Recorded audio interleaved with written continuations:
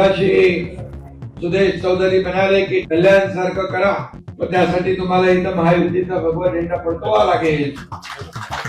त्याच्यामुळे माझं वसई विरार मधल्या शहरातील जनतेला एकच आव्हान आहे की 41 इमारतीचं भूत जे काही लोक उभं करतात आणि लोकांच्या मनामध्ये भीती निर्माण करतात, तर लोकांनी अजिबात भीती बाळगू नये. हे केंद्रामध्ये असलेलं मोदींचं सरकार, राज्यामध्ये असलेलं देवाभाऊंचं सरकार आणि उद्या येणारी वसई विरार शहर महायुतीची सत्ता ही तुम्हाला कधी बेघर होऊन देणार नाही, ही कधीही तुम्हाला विस्थापित होऊन देणार नाही. तुमच्यासाठी आम्ही सातत्याने संघर्ष करू, वेळ आली तर आम्ही रस्त्यावर देखील उतरू, ही तुम्हाला खात्री देतो. आमचं जे विजन आहे, आम्ही या शहराला काय देऊ शकतो भविष्यात, हे आम्ही लोकांना या येत्या 2-3 दिवसामध्ये सांगणार आहोत. ऑलरेडी आम्ही प्रचारामध्ये मुसंडी घेतलेली आहे. लोकांचा भरघोस असा पाठिंबा आमच्या उमेदवारांना मिळतो. वसई विरार शहरामध्ये आमच्या वाटणीला 27 जागा आलेल्या आहेत आणि ह्या सर्व जागा आम्ही निश्चितच निवडून आणू. काय निवडणुकीच्या निमित्ताने आम्ही लोकांसमोर जात नाही, तर 24/7 आम्ही काम करत असतो. कारण लोकांना माहिती आहे की मी लोकांमध्ये राहणारा, लोकांमध्ये वावरणारा सर्वसामान्य अशा घरातला मी एक कार्यकर्ता आहे. त्याच्यामुळे लोक निश्चितच आम्हाला स्वीकारतील अशी मला अपेक्षा आहे. हे केंद्रामध्ये असलेलं मोदींचं सरकार, राज्यामध्ये असलेलं देवाभाऊंचं सरकार आणि उद्या येणारी वसई विरार शहर महायुतीची सत्ता ही तुम्हाला कधी बेघर होऊन देणार नाही, ही कधीही तुम्हाला विस्थापित होऊन देणार नाही. तुमच्यासाठी आम्ही सातत्याने संघर्ष करू, वेळ आली तर आम्ही रस्त्यावर देखील उतरू, ही तुम्हाला खात्री देतो. मला खात्री आहे की आमचे सर्वच उमेदवार या ठिकाणी मोठ्या फरकाने निवडून येतील.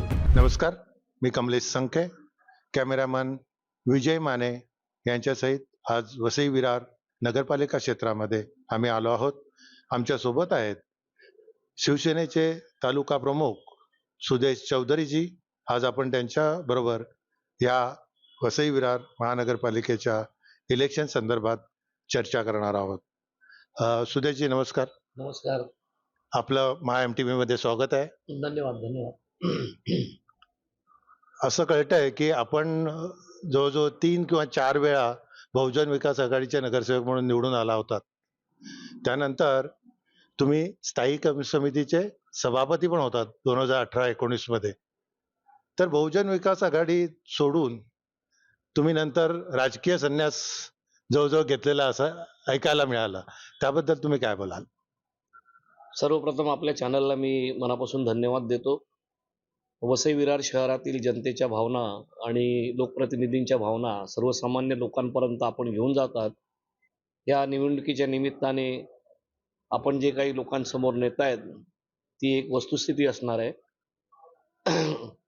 मी 1990 पासून ह्या वसई विरारच्या राजकारणामध्ये सक्रिय आहे. अनेक समाज उपयोगी कार्यामध्ये भाग घेतलेला आहे. 2001 साली मी विरार नगर परिषदेची निवडणूक लढवली आणि त्यानंतर ह्या भागामध्ये सातत्याने मी ह्या भागाचे जे प्रश्न आहेत, नागरी प्रश्न आहेत किंवा नागरी समस्या आहेत, ह्या वेळोवेळी सभागृहात आवाज उठवलेला आहे, संघर्ष केलेला आहे आणि या संघर्षाच्या माध्यमातून लोकांची कामं प्रामाणिकपणे करण्याचा प्रयत्न केला. अगदी 100% सगळी कामं केली असं मी दावा करणार नाही, परंतु लोकांनी निवडून दिलेला एक लोकप्रतिनिधी प्रामाणिकपणे आपलं काम करतो, प्रामाणिकपणे लोकांशी संपर्कात सातत्याने राहतो, हे लोकांच्या मनावर बिंबू शकलो आणि त्यामुळे आज माझी जी प्रतिमा आहे लोकांमध्ये की आपल्यातलाच एक आपला माणूस. आणि म्हणून आज आम्ही जेव्हा ह्या 2026च्या निवडणुकीला सामोरे जातोय, मला खात्री आहे की आमचे सर्वच उमेदवार या ठिकाणी मोठ्या फरकाने निवडून येतील. मी पक्ष सोडला, परंतु पक्ष सोडल्यानंतर मी कुठल्याच पक्षाला जॉईन झालो नव्हतो. 1-1.5 वर्ष मी समाजाची कामं करत होतो, लोकांची कामं करत होतो, परंतु कुठल्याही पक्षाच्या संपर्कात नव्हतो. परंतु बहुजन विकास आघाडीचं नेतृत्व हे अहंकारी नेतृत्व आहे. त्यामुळे त्यांच्या अहंकारातून त्यांनी कधीच प्रयत्न केला नाही की माझं मत परिवर्तन करायचं, मला पुन्हा पक्षात आणायचं, असा कुठल्याही प्रकारचा त्यांनी प्रयत्न केला नाही. किंबहुना मला कसा त्रास देता येईल या दृष्टीने त्यांनी मला कुठे अडकवता येईल, कुठे गोत्यात आणता येईल या दृष्टीने त्यांचे प्रयत्न चालू झाले आणि म्हणून मला नाईलाजाने मग राजकीय पक्षाची साथ घ्यावी लागली.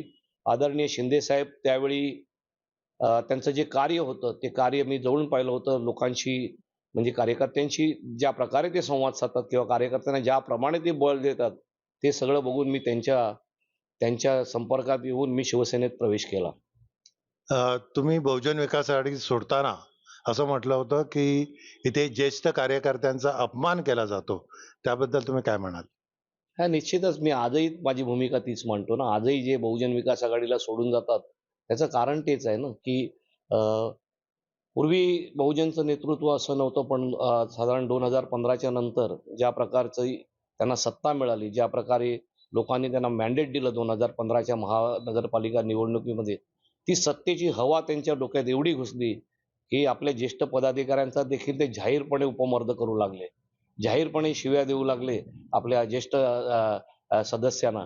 आणि मग ते कुठेतरी खटकायचं, की जाहीरपणे अपमान होणं कोणालाच सहन होऊ शकत नाही. आणि हळू-हळू ते माझ्या कुटुंबापर्यंत जायला लागलं. माझी मुलं मला बोलायला लागली. अ, माझा मोठा मुलगा तर खूपच तो परदेशात असतो. पण तो तर खूपच व्यथित झाला. त्याने सांगितलं, "बाबा आता हे बस करा. इथे तुम्ही अशा प्रकारे जर आमच्या कानावर येत असेल तर ते चुकीचं आहे. तुम्ही त्या पक्षात न राहिलेलं बरं आणि तुम्ही कुठेच ॲक्टिव्ह होऊ नका. तुम्ही काम करा फक्त." तुम्ही मधल्या काळामध्ये असंही सांगितलं होतं की मी यापुढे राजकारणाकडे जाणार नाही आणि जवळजवळ मला वाटतं 1.5 ते 2 वर्ष तुम्ही जवळजवळ अज्ञातवासात सारखा होतात. तर त्याबद्दल काय म्हणाल?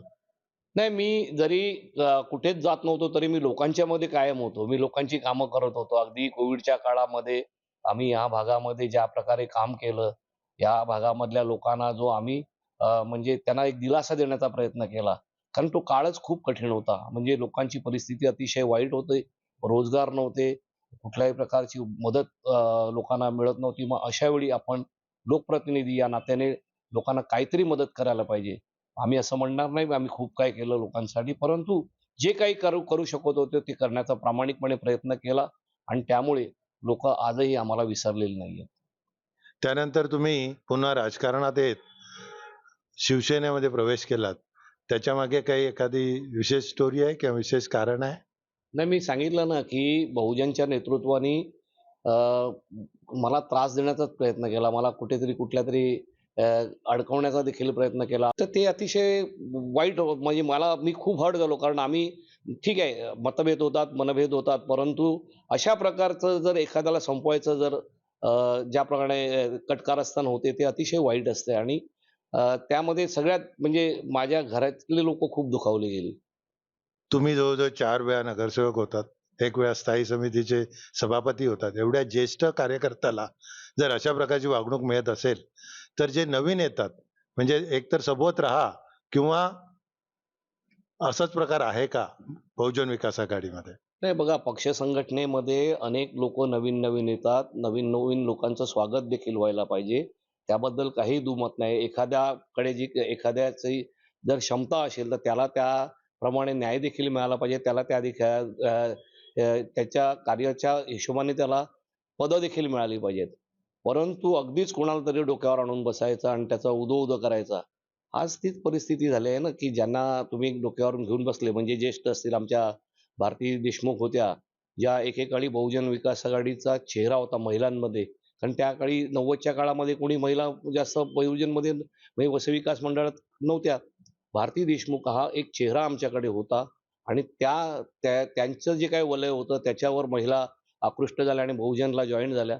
परंतु त्याच भारती देशमुखांना नंतर ज्या ज्या प्रकारची ट्रीटमेंट दिली गेली आणि ज्यांच्यासाठी दिली गेली, तर ते अतिशय वाईट असं चित्र होतं. त्याच्यामुळे बरीच लोकं दुखावली गेली. भारती वहिनी आज हयात नाहीयेत, परंतु त्यांना झालेला त्रास मी जवळून पाहिलेला आहे. आता तुमच्याकडे वेगळी जबाबदारी आहे. शिवसेना शिंदे गट म्हणा तर्फे तुम्ही तालुका प्रमुख पण आहात. वसई विरार महानगरपालिका क्षेत्रामध्ये शिवसेनेने कितने की उमेदवार केलेत आणि त्यांच्या जिंकण्या येण्यासाठी तुमची काय रणनीती आहे? आम्ही महायुतीमध्ये ही लढत लढतोय, ज्याच्यामध्ये भारतीय जनता पार्टी, शिवसेना, श्रमजीवी संघटना आणि आगरी संघटना, आगरी सेना असे आम्ही ही महायुतीमध्ये ही निवडणूक लढतो.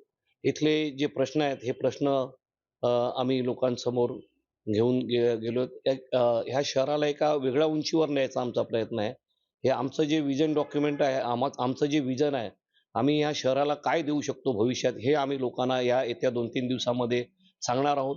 आणि मला खात्री आहे, की लोकं आमचं हे जे व्हिजन बघतील आणि आम्हाला ॲप्रिशिएट करतील. ऑलरेडी आम्ही प्रचारामध्ये मुसंडी घेतलेली आहे. लोकांचा भरघोस असा पाठिंबा आमच्या उमेदवारांना मिळतोय आमच्या ह्या भागामध्ये वसई विरार शहरामध्ये आमच्या वाटणीला 27 जागा आलेल्या आहेत आणि ह्या सर्व जागा आम्ही निश्चितच निवडून आणू. भारतीय जनता पार्टी आणि शिवसेना एक महायुती म्हणून लढते आहे आणि त्या महायुतीमध्ये एकंदरीत समन्वय आणि आता तुमच्या वॉर्डची पण गोष्ट आपण केली की तुम्ही उमेदवार पण आहात की 7 नंबर वॉर्डमध्ये तुमच्याकडे बरोबर कल्पक पाटील, तेजस्विनी पाटील आणि पुतून झा आणि तुम्ही आहात हं? तर या वॉर्डबद्दल तुम्ही काय म्हणाल? बघा माझं तर पहिल्यापासून हेच म्हणणं आहे की काय निवडणुकीच्या निमित्ताने आम्ही लोकांसमोर जात नाही, तर 24/7 आम्ही काम करत असतो आणि त्याच्यामुळे आम्हाला कुठल्याही प्रकारची चिंता नाही आहे. कारण लोकांना माहिती आहे की मी लोकांमध्ये राहणारा, लोकांमध्ये वावरणारा सर्वसामान्य अशा घरातला मी एक कार्यकर्ता आहे आणि या कार्यकर्त्याच्या भूमिकेतून मी 12 महिने लोकांशी टच असतो आणि लोकांची कामं देखील आम्ही केलेली आहेत. त्याच्यामुळे लोक निश्चितच आम्हाला स्वीकारतील अशी मला अपेक्षा आहे. तुमच्या वॉर्डमधले 4ही उमेदवार निवडून आणायची जबाबदारी तुमच्यावरतीच आहे का? हो, निश्चितच आहे. मी सिनियर आहे, मला अनुभव आहे. त्याच्यामुळे पक्षाने ती जबाबदारी देखील मला दिलेली आहे. महायुतीच्या नेत्यांची देखील अपेक्षा तीच आहे आणि त्यांची अपेक्षा जी माझ्याकडून आहे ती मी पूर्ण करणार. या भागातले म्हणजे विरार पूर्व परिसरातले सर्वच आमचे उमेदवार मी निवडून आणण्याचे प्रयत्न करणार. तुमच्या वॉर्डची जर गोष्ट केली 7 नंबर वॉर्डमध्ये, तर तुम्ही 7 नंबरच्या वॉर्डमधील मतदारांना कुठलं आवाहन करू इच्छिता? मी लोकांना एकच आवाहन करेन की आज जे काही फेक नरेटिव्ह पसरवलं जाते की लोकांची घरं तुटली जातील, महायुतीची सत्ता आल्यानंतर लोकांना बेघर करण्यात येईल, तर माझं या वसई विरारच्या जनतेला एकच आव्हान आहे. एकच मी म्हणेल की आमचे मुख्य नेते शिवसेनेचे एकनाथजी शिंदे साहेब हे महाराष्ट्राचे उपमुख्यमंत्री आहेत आणि ते नगरविकास मंत्री देखील आहेत. क्लस्टर, गृहनिर्माण आणि म्हाडा वगैरे सगळे हे त्यांच्या अंडर आहेत आणि त्याच्यामुळे शिंदेसाहेब ज्यावेळी इकडे आले होते त्यावेळी त्यांनी या वसई विरारच्या जनतेला आश्वस्त केलेलं आहे की इथली घरं ज्या घरामध्ये लोक राहत आहेत, जी अनधिकृत घरं आहेत, ही रेग्युलाइज करण्यात येतील. ह्या घरांना ओसी देण्यासाठी शासन प्रयत्न करेल. त्याचबरोबर ह्या ओसी नसलेल्या घरांना जी शास्ती लागलेली आहे, ही शास्ती देखील माफ करण्याचा शासनाच्या वतीने शिंदे साहेबांनी अभिवचन दिलेलं आहे.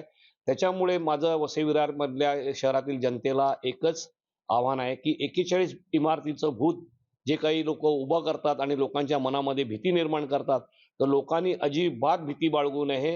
हे केंद्रामध्ये असलेलं मोदींचं सरकार, राज्यामध्ये असलेलं देवाभाऊंचं सरकार आणि उद्या येणारी वसई विरार शहर महानगरपालिका महायुतीची सत्ता ही तुम्हाला कधीही बेघर होऊन देणार नाही, ही कधीही तुम्हाला विस्थापित होऊन देणार नाही. तुमच्यासाठी आम्ही सातत्याने संघर्ष करू. वेळ आली तर आम्ही रस्त्यावर देखील उतरू, ही तुम्हाला खात्री देतो. आताच आपल्यासोबत बरोबर होते सुदेश चौधरीजी. सुदेश चौधरीजी हे केवळ शिवसेनेचे तालुका प्रमुखच नाही आहेत, तर त्यांच्याबरोबर एक खूप मोठा दांडगा अनुभव आहे आणि सुदेश चौधरीजी हे एकंदरीत निवडणूक प्रक्रियेच्या व्यूहरचनेमध्ये आणि व्यवस्थापनामध्ये त्यांचा खूप मोठा हातखंडा आहे.